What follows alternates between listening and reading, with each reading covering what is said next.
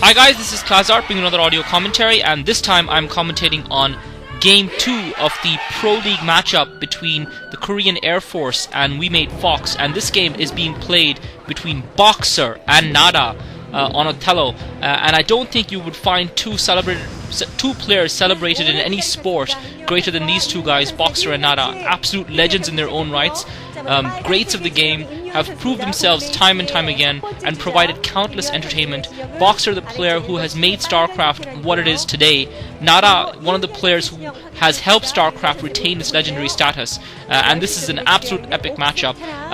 Unfortunately, this matchup lost out the vote for commentary of the week, which allowed me, I suppose, in a nice way, to do my own solo commentary on it. This is being played on Othello. Nada is probably the more informed of the two players. He is in both of the Starlies and has managed to get through the initial rounds. He seems slightly vulnerable to early surprise strategies, and that's been his main vulnerability so far, though that has been to Protoss players. We saw him play a pretty solid turn versus turn matchup versus Bad Friend, where he gave Bad Friend a solid drubbing. I fear for Boxer in this game. I think Nada probably has what it takes to come through and win this comfortably. That being said, Boxer will also be having some confidence after his latest victory in his previous match, though that was versus the Zerg player, and Boxer still remains a fortress when it comes to fighting up against Zerg players. Just for clarification, Nada is in teal at the 11 o'clock, at the 10 o'clock position, and Boxer is in red at the 7 o'clock position.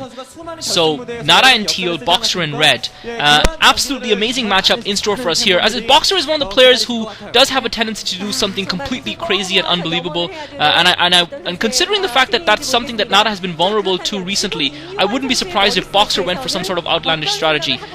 So this is going to be a battle of the wits versus the solidity, the wits of Boxer versus the solidity and the permanence of Nada, and it'll be interesting to see what comes out on top. So Nada just starting up his racks next to his command center and taking his refinery, standable from Nada. Boxer starting up his racks slightly just up the ramp, just up from his base to slightly north, and sending his SCV out to scout now. So Boxer getting the earlier scout off.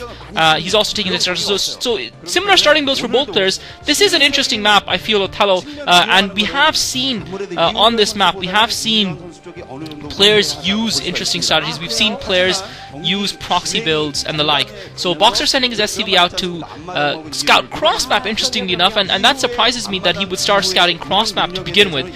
He's obviously not going to find Nada there. I am really looking forward to this game. I'm really hoping that Nada can show a little bit more strength in turn versus turn. I haven't seen a lot of turn versus turn from him apart from his game versus Good Friend, and I'm hoping that Nada can show a little bit more consistency in that, in the hope of the Pro League. At the same time, I'm hoping that and Boxer now starting up his factory as well. So both players have very similar builds. At the same time, no surprises so far. We can see the Emperor. And I think it's clear that Boxer is the Emperor and Nada is being made to service him. So clearly a Boxer fan in the audience.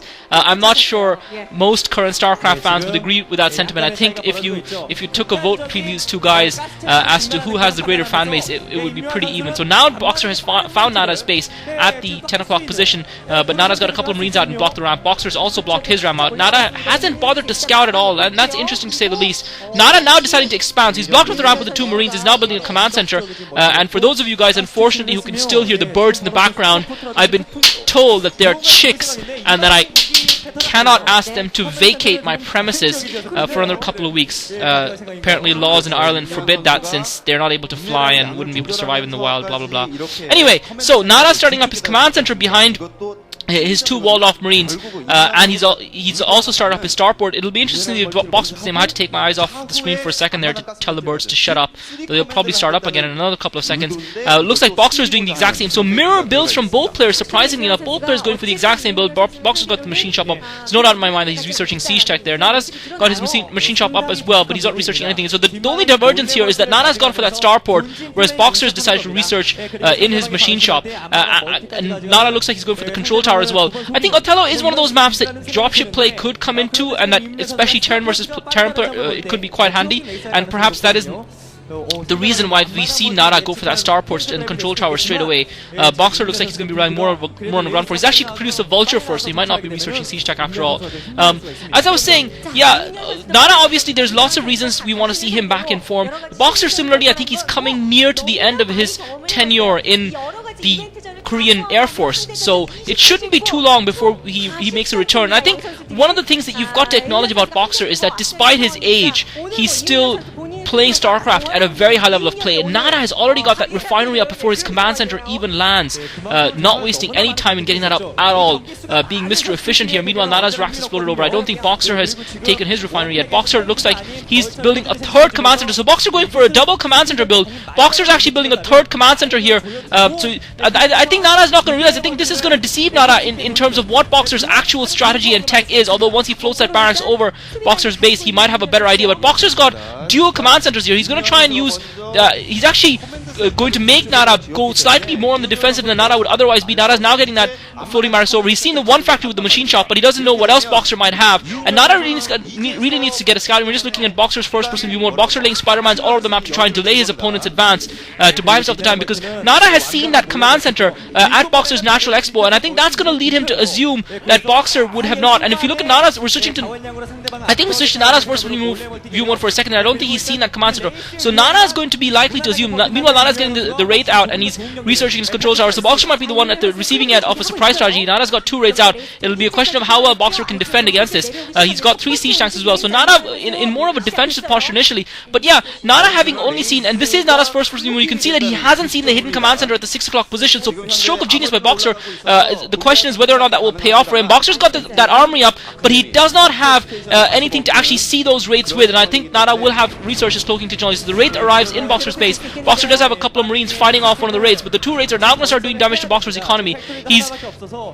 I don't think he's got an academy up yet, so Boxer only now starting his academy, so this might be really bad for Boxer. He might take a ton of damage and lose the game right here versus Nada.